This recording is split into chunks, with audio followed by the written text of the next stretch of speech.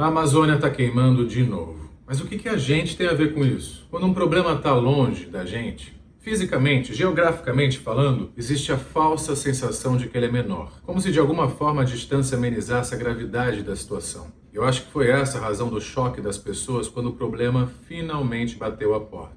Em agosto de 2019, a fumaça vinda das queimadas que aconteceu na Amazônia encobriu a cidade de São Paulo. E de uma hora para outra, o dia virou noite. Até o final desse vídeo você vai entender de uma forma direta e objetiva o que é que a gente tem a ver com a Amazônia. Mas antes de começarmos, você já sabe, né?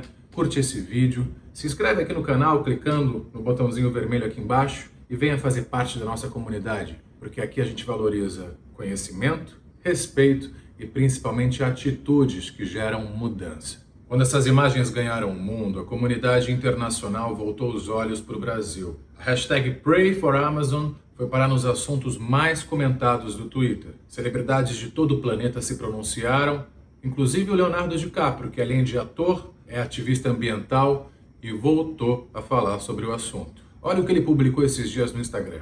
Dados preliminares indicam um aumento de 7% das queimadas na Amazônia em agosto. O presidente do Brasil, Jair Bolsonaro, está sob pressão internacional para inibir as queimadas, mas duvidou publicamente delas no passado, culpando oponentes e comunidades indígenas. Se você não está lembrado, o nosso excelentíssimo presidente da República chegou a acusar o DiCaprio de colocar fogo na Amazônia. É isso mesmo que você está ouvindo. Segundo Bolsonaro, Leonardo DiCaprio é, na verdade, um piromaníaco internacional que tem como hobby sair incendiando florestas mundo afora.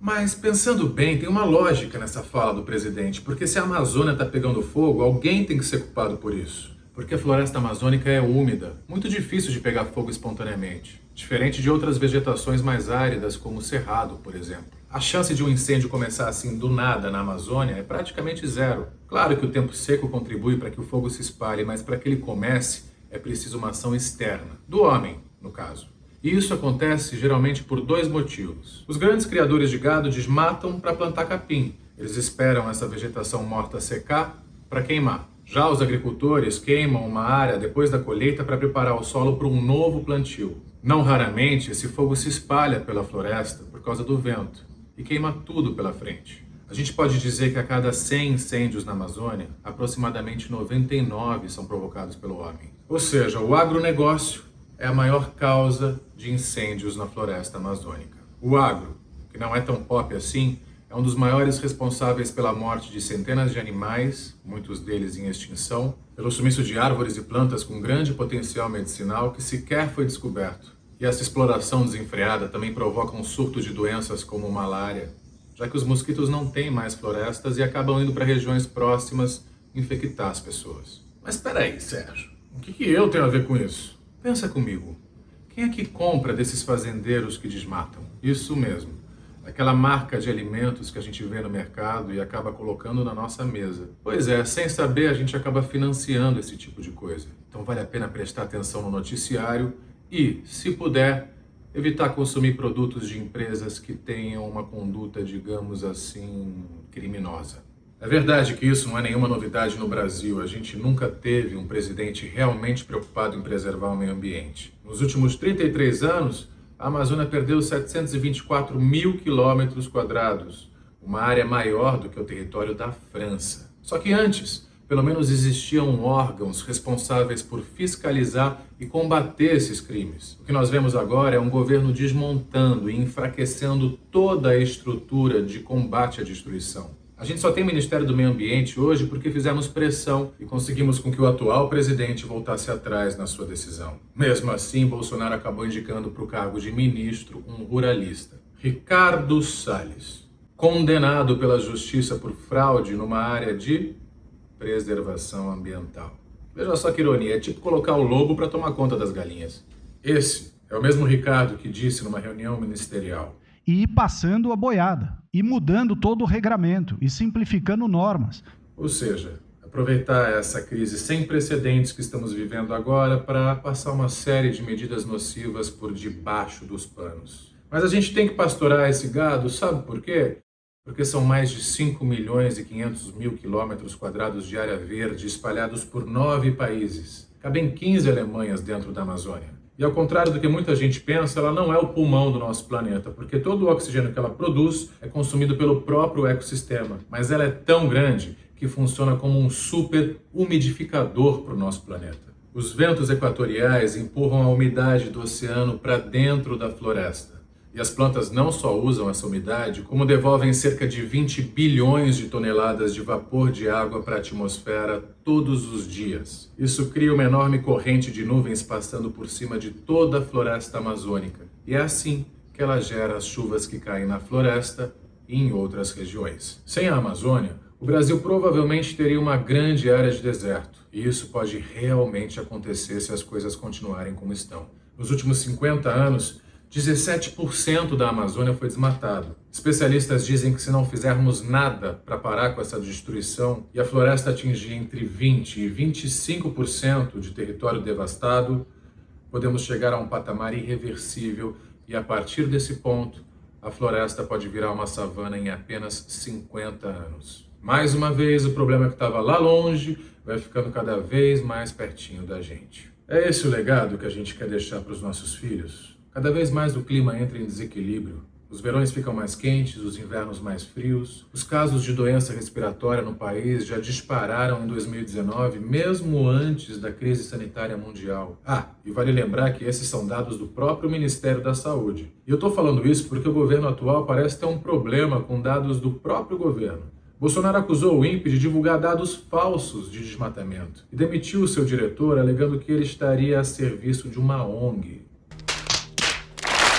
Para quem não sabe, o INPE, o Instituto Nacional de Pesquisas Espaciais, é uma espécie de NASA brasileira que monitora o desmatamento da Amazônia via satélites. O cientista Ricardo Galvão, diretor do Instituto na época, rebateu essa crítica. Abre aspas. Nós temos a maior série histórica de dados de desmatamento de florestas tropicais respeitada no mundo todo. O Ricardo Galvão é professor da USP, uma das mais importantes universidades do país e um dos membros mais respeitados da Academia Brasileira de Ciências. Ele começou sua carreira no INPE em 1970, muito antes do Bolsonaro entrar na política. O nosso presidente, que tem físico de atleta, mas não sabe nem fazer uma flexão, insiste em tentar difamar a ciência, as ONGs e os ativistas, como se ele e o seu governo fossem os únicos de fato interessados em proteger a Amazônia e todos os demais meros exploradores interesseiros. O que sabemos que não é verdade. Gostaria muito de explorá-la junto com os Estados Unidos. We would very much like to tap into these resources together with the United States. É isso mesmo que você viu. Bolsonaro falou em explorar a Amazônia logo com Al Gore, um dos maiores defensores da causa ambiental do planeta. Ele foi um dos responsáveis por aquele famoso documentário Uma Verdade Inconveniente, que alertou o mundo lá atrás sobre o aquecimento global. Dá para ver o constrangimento no rosto dele. E assim o nosso governo vai queimando mais e mais a imagem do Brasil, que a essa altura já é chacota internacional. Nessa brincadeira nós já perdemos aliados e, consequentemente, muito dinheiro. O Fundo Amazônia, que tem milhões de dólares doados por países como Alemanha e Noruega, doados para ajudar na preservação da floresta, foi para as cucuias, justamente por causa dessa postura do governo. O mesmo governo que agora reclama que não tem dinheiro para manter as operações de combate ao desmatamento. Muito conveniente, né? As multinacionais que hoje estão mais atentas à economia sustentável não querem mais investir dinheiro num país que parou no tempo. Nações que antes compravam da gente simplesmente não vão mais comprar. O bom e velho boicote. No final de tudo, você sabe quem paga o pato, né? Eu e você. A economia fica prejudicada, o desemprego aumenta, assim como a fome, a violência, e aí também falta verba para educação, saúde e o resto você já sabe. Olha aí que problemão. Já que o governo nega os dados do INPE, segundo a NASA, 2019 foi o pior ano de queimadas na Amazônia brasileira desde 2010. Mas eu vou um pouco mais longe. Esse ano já está pior, porque o governo não só não tem interesse real em proteger a mata, mas sim de explorar ela de maneira cruel e descontrolada. Basta ver a abertura que eles dão ao garimpo ilegal. Outra prova disso é o desinteresse em proteger as populações locais. O presidente da República sempre deixou uma coisa bem clara. A lei deve existir para defender as maiorias. As minorias se abertam ou simplesmente desaparecem.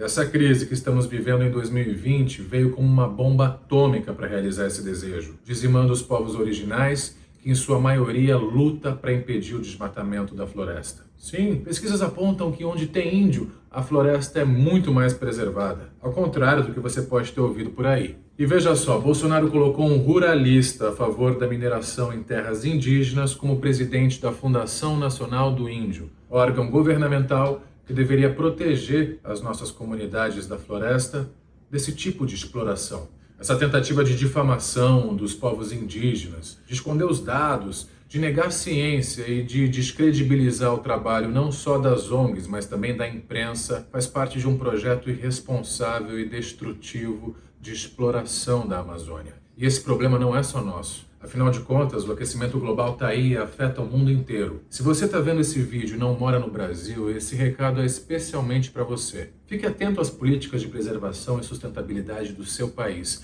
porque quem você elege aí pode influenciar e muito na proteção das florestas ao redor do planeta. Jair Bolsonaro se apoia muito na política norte-americana de Donald Trump. Se por acaso ele perdesse as próximas eleições, isso ajudaria muito a todos nós. E poderia ter efeitos imediatos nas queimadas aqui no Brasil. Mais dinheiro no Fundo Amazônia, mais fiscalização e, de preferência, um novo ministro do Meio Ambiente. Um que não seja condenado pela justiça. Seria um ótimo jeito de começar 2021, hein? E já que estamos falando de eleições, quem sabe em 2022 a gente não tem a chance de escolher alguém melhor para o Brasil. Sei lá, alguém que não chegasse à presidência tendo como prioridade anular uma multa que levou do IBAMA por pesca ilegal. Alguém que não guarde tanto rancor do órgão a ponto de demitir a pessoa que gerou a multa assim que subiu a rampa do Planalto. É triste ver isso porque o Brasil tem ótimas leis de proteção ambiental. O problema é que com a cumplicidade explícita do governo,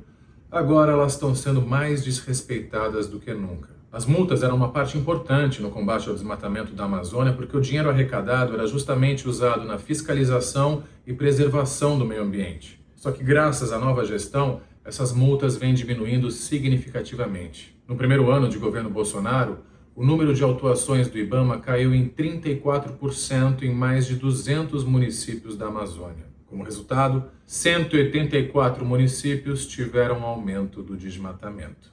É isso que está acontecendo no Brasil. Um problemaço, eu sei. E esse problema não é só nosso. Para vencermos essa batalha, precisamos estar juntos. Compartilhe esse vídeo.